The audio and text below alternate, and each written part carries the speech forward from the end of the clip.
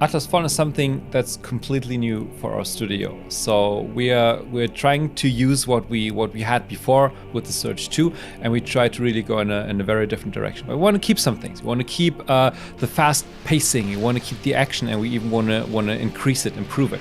So we have super cool agility in the game world. But what do we do with it? We want to use it not only for combat, but also for exploration. So a lot of the game is about agile movement, verticality, and exploration, and we have a big world where you can find things, different things everywhere. And this is what we really want to encourage the players. Use all this agility, use all this movement to explore, to find cool stuff, to really enter a very deep layered world. And yeah, play it your way, play it in your pacing, play it with the tools you like most. Everything in the game is about sand and sand magic, and a part of this are the enemies. The enemies are called sand wraiths, and they're also made of sand and some weird bone structures, and they have a lot of different ways to move, to shape shift, everything you can imagine when there's just no real physicality in there. And we still want to try to have them very impressive, very aggressive, as so the players need to find out with every enemy what's the best way to tackle that enemy. And we have like many different ways how you can attack the enemy, different weapons,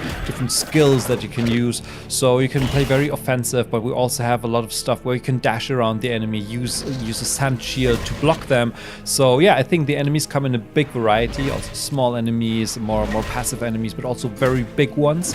And yeah, the bigger the enemies are, the bigger the reward is. And that, again, you can use for crafting and for changing the way you tackle the next enemy, actually. We have these so-called essence stones, which are basically abilities that you can implement, that you can get, and that you can also exchange and build a setup for you.